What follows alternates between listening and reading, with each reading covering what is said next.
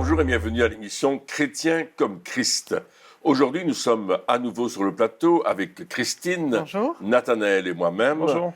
Et nous allons continuer notre émission sur la parole de Dieu. Qu'est-ce que la parole de Dieu? Qu'est-ce qu'elle nous enseigne? D'où est-ce qu'elle vient? Qu'est-ce qu'elle fait dans nos vies? Plein de questions que les gens se posent. Est-ce qu'elle est fiable? Est-ce qu'elle est vraiment la parole de Dieu? Plein de questions. Mais on va essayer de vous amener dans la vérité. Merci Christine de commencer par ce texte de Timothée, je pense. Exactement, oui. 2 Timothée, chapitre 3, versets 16 et 17, qui nous dit « Toute l'écriture est inspirée de Dieu et utile pour enseigner, pour convaincre, pour corriger, pour instruire dans la justice, afin que l'homme de Dieu soit formé et équipé pour toute bonne œuvre. » Et ici, nous voyons que la Bible se définit par elle-même en disant que toute écriture, tout ce qui est dans la Bible, c'est inspiré de Dieu et c'est utile. Il n'y a pas un morceau qui ne sert à rien. C'est vraiment utile pour enseigner, pour convaincre et pour corriger. Et le but, c'est que l'homme de Dieu soit formé et équipé pour toute œuvre bonne. Vraiment connaître le plan de Dieu, la volonté de Dieu pour nos vies. Oui, la question qu'on peut se poser quand on lit ce texte, toute l'écriture, la Bible, est inspirée de Dieu. Pourtant, c'est différents personnages qui ont écrit les différents livres de la Bible. Et alors, comment est-ce qu'on peut dire, oui, voilà, la Bible, c'est ça, c'est tous ces livres-là. Comment est-ce qu'ils ont fait finalement pour choisir les livres, pour être sûr que c'était des livres inspirés? C'est des questions qu'on peut se poser. Ce sont des bonnes questions parce qu'on voit que c'est écrit par un certain nombre d'auteurs. Est-ce que tu te souviens le nombre d'auteurs? 40. 40 auteurs sur une période de 1500 ans. 1500 ans. Mais il y a une ligne rouge dans toute l'écriture, c'est la révélation de Jésus-Christ. Mm-hmm. Et même si on ne l'appelle pas Jésus-Christ dans l'Ancien Testament, parce qu'il y a 2 testaments, il y a l'Ancien Testament et le Nouveau Testament, même si on ne l'appelle pas Jésus-Christ dans ces livres-là, on va voir qu'on parle d'un enfant qui nous est né, qu'un fils nous est donné, on va parler de sa royauté, on va parler de qui il est, qu'il est le sauveur, et on va voir ce fil rouge depuis la Genèse jusqu'à l'Apocalypse qui va nous montrer Jésus. Et c'est comme ça que le choix est fait. Parce qu'il dit, elle est inspirée de Dieu. Quand on parle d'inspirer, on parle que le Saint-Esprit est venu inspirer la parole et la donner à ceux qui l'ont écrit à travers les siècles. Des personnes tellement différentes. Il y avait des bergers, il y avait des rois, il y avait des simples personnages qui étaient des prophètes, par exemple, qui ont écrit cette parole. Mais toute cette parole nous amène à 2 choses. Révéler Jésus et nous amène à la foi en un Dieu extraordinaire. Et oui, et puis il y a ce mot inspiré. Ça veut dire que c'est pas ce qu'on appelle de l'écriture automatique. L'écriture automatique, c'est quand une personne n'a pas le contrôle et elle écrit sans savoir ce qu'elle écrit. Ici, c'est pas du tout ça. C'est quand on dit inspiré, finalement, elle passe par des êtres imparfaits pour dire ce que Dieu dit. Exactement, et même elle respecte la personnalité de chaque auteur. Donc il y a vraiment le contexte aussi dans lequel chaque livre a été écrit, mais ce qu'on voit, c'est vraiment, on sait, lorsqu'on lit la parole de Dieu, on sait que c'est la pensée de Dieu qui s'écrit tout au long. Et ce qui est extraordinaire, c'est qu'elle n'est pas édulcorée. La Bible ne raconte pas que des belles histoires, elle raconte aussi les erreurs et les failles des êtres humains. Elle montre aussi des exemples qu'il ne faut surtout pas imiter avec les conséquences. Donc elle n'édulcore pas. Il y a des livres qu'on appelle des livres historiques et qui racontent par exemple toute l'histoire du peuple d'Israël, et on voit les hauts et les bas de ce peuple avec les conséquences. Mais on sait que tout cela, la Bible nous dit que c'est inscrit pour notre instruction, pour que nous-mêmes, nous puissions apprendre comment nous conduire, comment ne pas nous conduire, et savoir ce qui plaît à Dieu, ce qui ne lui plaît pas. Et lorsque cette parole qui a été inspirée par le Saint-Esprit est révélée dans nos cœurs, à ce moment-là, ça fait vraiment quelque chose qui change, qui transforme nos vies. Ouais, donc quelque part, tu dis que voilà, ça parle aussi des erreurs, ça parle Oui. des bons jours comme des mauvais jours. Et donc la Bible, contrairement à beaucoup de magazines qu'on peut voir, c'est pas de la publicité. C'est-à-dire, elle nous montre pas que le bon côté des choses en disant venez, vous allez voir, tout va être extraordinaire. Et puis quand tu arrives là-bas, hein, si quelqu'un veut vendre une maison, on dit oui, mais il y a autant de chambres, etc. Mais il dit pas qu'il faut tout refaire le chauffage central, qu'il faut refaire le toit, qu'il faut refaire machin. Dans la Bible, elle dit voici ce qui se passe, voici aussi, comme tu disais, ce qui arrive quand on prend certaines décisions, et voici ce qu'il faut faire, ce qu'il ne faut pas faire. Hein, il dit, je mets devant toi la vie, la mort, choisis la vie. Et quelque part, c'est vrai que donc, c'est inspiré de Dieu pour nous instruire, pour nous aider, et c'est passé au travers d'êtres humains, Oui. mais malgré cela, il y a quand même, c'est quand même de Dieu. C'est quand même, et même ceux qui étudient hein, dans l'hébreu, dans le grec, il y a des textes derrière les textes. Il y a des significations derrière les significations. Donc, il y a plein de choses à apprendre encore et encore et encore. Il y a une révélation. Ouais. Tout à fait. Hein, dans la Bible n'est pas un livre, c'est pas un roman d'abord, hein, pas un roman à l'eau de rose, hein, c'est vraiment la réalité dure de la vie de tous les jours d'un peuple, le peuple d'Israël au départ, qui va lui-même être créé pour porter le Messie. Que le Messie, le Sauveur du monde, Jésus-Christ, puisse venir dans ce monde et vraiment agir et faire ce qu'il devait faire, c'est-à-dire mourir sur une croix pour chacun d'entre nous. Et la Bible va nous parler cela dans l'Ancienne Alliance, on va nous parler exactement de cela, il va y avoir des paroles prophétiques qui vont parler de ce que Jésus va faire, alors que Jésus n'est pas encore venu. Donc, par exemple, dans le prophète Ésaïe, 8 siècles avant la venue de Jésus-Christ, eh bien, on parle, il y a un super chapitre qui est le chapitre 53 du prophète Ésaïe, qui nous parle de la crucifixion de Jésus, de la mort de Jésus et des conséquences de cette mort pour ceux qui vont accepter Jésus comme sauveur. Et ce qui est extraordinaire, c'est que Dieu veille sur sa parole. Il veille sur sa parole, c'est ce qu'il dit dans le prophète Jérémie, il veille sur sa parole pour l'accomplir. Et en fait, il posait la question à Jérémie, il dit, que vois-tu, Jérémie? Et Jérémie dit, ben, je vois un amandier.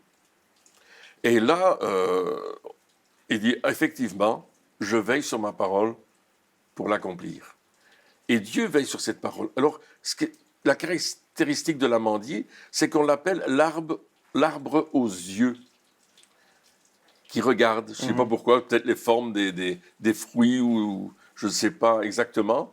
Et c'est comme ça qu'on l'appelle en hébreu.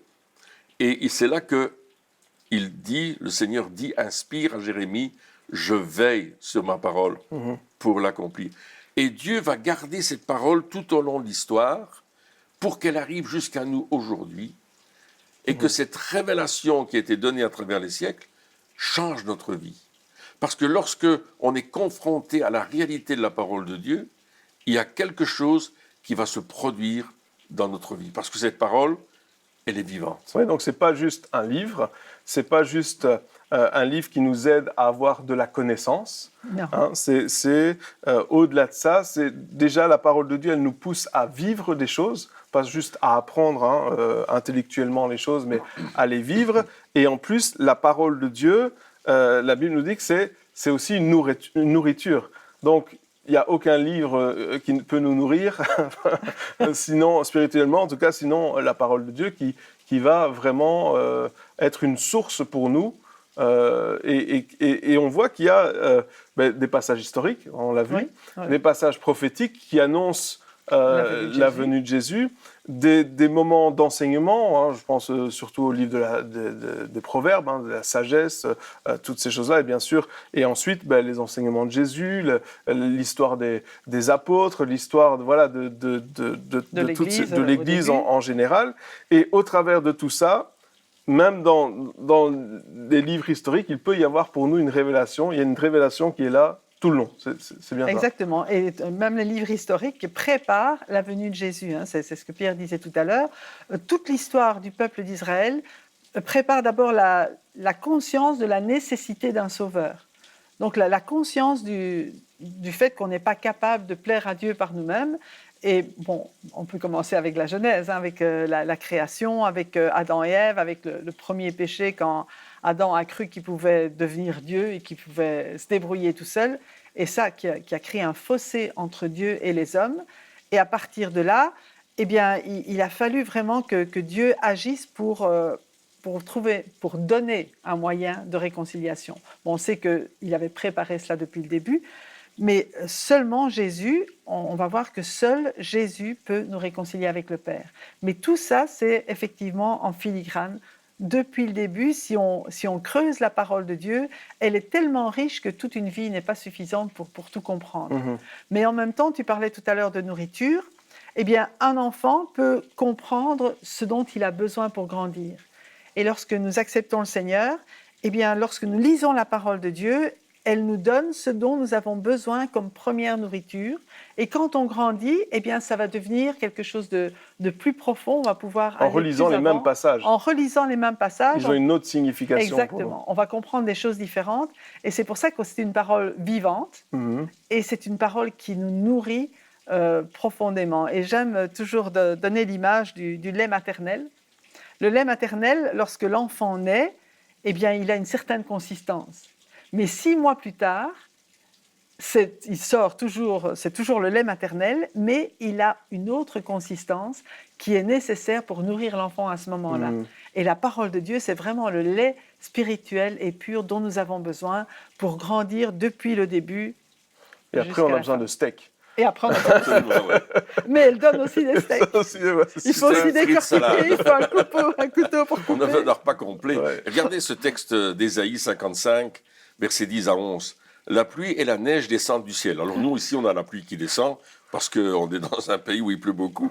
Et il ne retourne pas sans avoir arrosé la terre, sans l'avoir fécondée et avoir fait germer ses plantes, sans avoir fourni de la semence au semeur et du pain à celui qui mange. On voit que la semence qui va être semée dans un champ, eh bien, elle produit quelque chose qui va servir à la vie de tous les jours. Elle va nous donner de la nourriture, on pourra faire du pain, etc.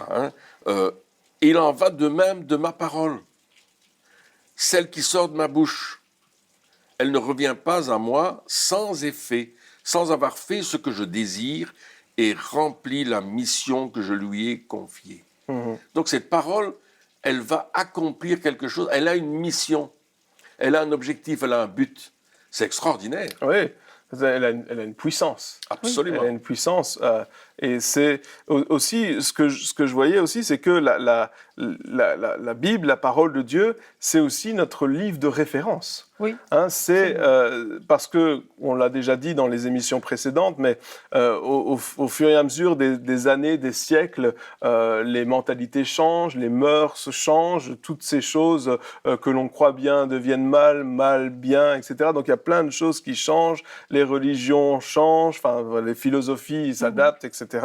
Mais la parole de Dieu, la Bible, elle reste la même elle reste notre référence. Et c'est aussi là la puissance de la parole de Dieu.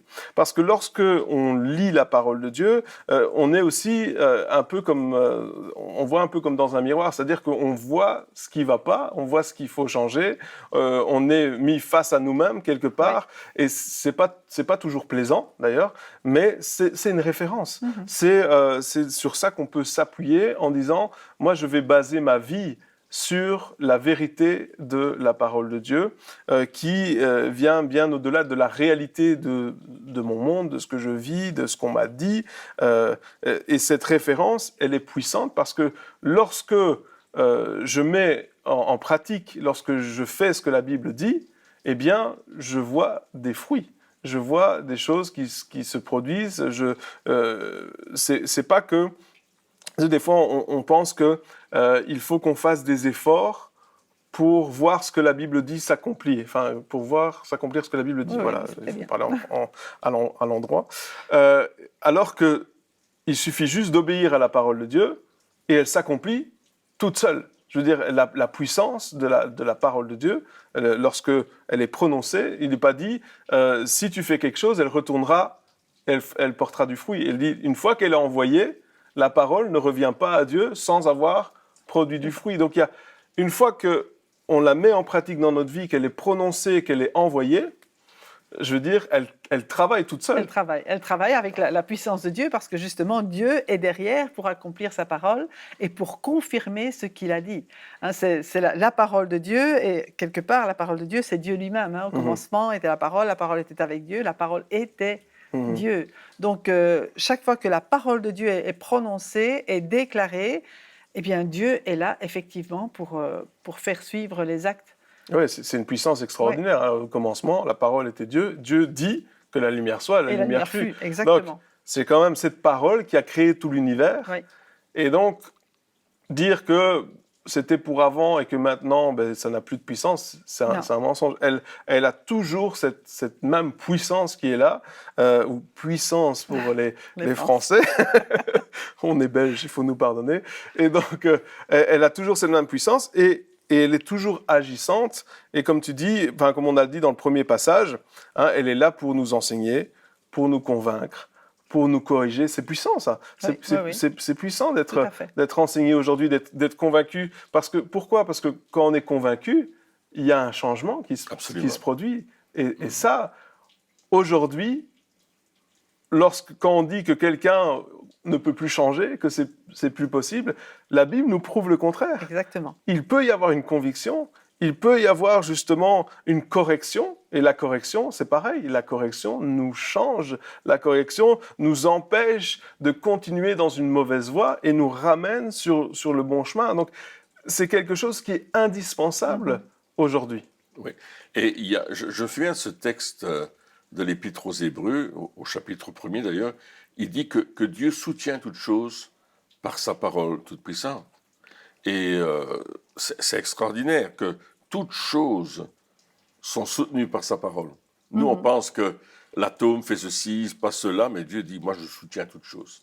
Si Dieu enlève sa parole, tout s'écroule. Tout s'écroule, n'est-ce pas ? Il a tout créé par sa parole et il soutient toutes choses encore par sa parole. C'est extraordinaire. Donc, la Bible est un livre très important qu'on doit posséder chez soi. Le plus important. Mais pas seulement de le posséder, il faut le lire. Ouais. Il faut recevoir la parole dans notre vie, parce que cette parole, écoutez ce que dit le psaume, les paroles de l'Éternel sont des paroles pures, un argent affiné dans un creuset en argile et 7 fois épuré. Donc ça, c'est cette parole de Dieu qui a une pureté extraordinaire. C'est la raison pour laquelle, quand on lit la parole, eh bien, on doit lire la parole avec beaucoup de respect et on doit demander au Saint-Esprit de nous révéler ce qu'il veut nous dire à ce moment-là. Parfois, on lit comme ça et puis parfois je lis la Bible et puis Christine me dit « Qu'est-ce que tu as lu ?» Je dis « Je ne sais plus, il faut que je retourne voir. » Et puis je dois relire parce que je l'ai lu comme par habitude, mais je n'ai pas fait attention. Et moi, ce que je conseille aux auditeurs, aux téléspectateurs, c'est de faire attention à la lecture. Pas seulement de dire je vais la lire, mais je vais faire attention de ce que je lis. Je vais me poser des questions. Et si on se pose des questions, on a des réponses. Quelque part, ça ne se lit pas comme un livre standard, c'est-à-dire une histoire ou un manuel d'utilisation ou un mode d'emploi ou peu importe. Commence au début jusqu'à la fin. Oui, okay. Et puis voilà, non, ça se lit. Peut-être que la meilleure chose à faire, c'est de lire moins, mais de manière plus attentionnée. De manière, juste comme tu dis, à écouter le Saint-Esprit en disant « Seigneur, qu'est-ce que tu veux me dire ?» Je ne vais pas lire forcément 25 chapitres aujourd'hui parce que sinon, voilà, mais je vais m'imprégner de ta parole et comme c'est une parole vivante et efficace, elle va avoir un impact dans ma vie pour ma situation aujourd'hui, pour ce que je vis maintenant. Il y a quelque chose qui va me parler de la part de Dieu dans cette situation-là. Et donc, je vais être attentif, comme tu dis, au Saint-Esprit. Mais alors, je vais te poser une question, Nat, et à Christine aussi. Comment faut-il lire la Bible ? Est-ce que je prends ma Bible, je l'ouvre au hasard et puis je lis ? Tu connais l'histoire du gars. On connaît cette histoire. Il ouvre la Bible au hasard, il lit « Judas alla et se pendit ». Et donc, c'est embêtant comme verset, ça. Et donc, il prend une corde, il va dans son grenier. Enfin, Ouais, mais attends, non. avant, il dit non, non. Il n'est pas content avec ce verset-là. Non, il- non, attends, non, je la raconte moi. Il y a plusieurs versions. Et donc il prend une corde, il lui dit oui Seigneur, il prend une corde, il va dans son grenier, il se pend, il se rate, hein, la corde casse, il tombe, il réouvre la Bible, va et repens-toi. Alors repens-toi, essaye encore, ou repens-toi, demande pardon, je ne sais pas. Oui, parce qu'il avait ouvert la Bible au hasard. Au hasard, ouais. Il avait mis son doigt, il dit Ouais. Parle-moi Seigneur, et boum, et puis il tombe Alors là-dessus. ça peut fonctionner, Oui. ça peut fonctionner. Clairement, quelque part, on a tous fait ça. Voilà, et il dit, ah, Non, mais, Seigneur, mais pardon. même, il s'est dit, c'est pas possible ce verset, c'est pas possible. Donc il referme, il rouvre, et puis il pointe dessus. Repens-toi. Il dit, va et fais de même. Fais de même. Et c'est pour ça qu'il est allé se pendre. Alors, donc, est-ce que c'est pas comme ça qu'on doit lire la Bible? Mais ça, je pense que des fois ça peut fonctionner, mais c'est un petit peu comme si je jouais au loto, tu vois, c'est un petit peu, et c'est pas ça le but dans notre vie. Non. Je crois qu'il y a certains livres qui sont des valeurs sûres. Hein, on peut lire les évangiles, on peut lire voilà, les psaumes, les proverbes, etc. Moi, ce que je conseille toujours, en tout cas, la manière que moi j'ai fait, j'ai commencé au début. Il y en a qui disent, faut pas commencer au début, il faut commencer dans machin, mais moi, je suis désolé, un livre, on commence pas à la fin, à l'Apocalypse, en disant, ah, là, on a gagné, ouais, super, mais comment ça a commencé Alors, ça, c'est une chose. La deuxième chose que je dirais, c'est qu'il y a des versions qui sont plus simplifiées que d'autres. Oui. Il y a des versions qui sont plus faciles à lire, qui sont déjà, bon, par exemple, on a Louis II 1910, bon, c'est comme ça qu'on parlait en 1910, c'est super, mais Aujourd'hui, c'est un peu parle plus différent, comme ouais. ça. On parle plus comme ça, et c'est peut-être intéressant de lire une version qui correspond à notre fonctionnement. Hein, il y a des nouvelles versions qui sont là, et moi, c'est comme ça que j'ai fait. J'ai commencé au début jusqu'à la fin. Alors, il y a des passages, si on veut être honnête, qui sont plus embêtants que d'autres. Les chroniques, par exemple, fils d'eux, ça c'est super. Mais voilà, c'est intéressant. Mais voilà, voilà, on peut apprendre des choses dans les chroniques. Oui. Il y a des passages qui sont bien, mais voilà, toutes les généalogies. Mais il n'y a pas que ça dans les chroniques. Non, il n'y a pas que ça, mais il y en a, Ouais, il y en a pas mal. il y en a beaucoup. Hein. Voilà, donc moi, c'est comme ça. Et après, mais dans chaque chose qu'on lit, on peut apprendre des choses. Et c'est ça qu'on dit, c'est que Oui. au-delà du texte en soi et de l'histoire en soi, Dieu veut nous parler Et nous révéler. et nous révéler des choses pour nos propres vies.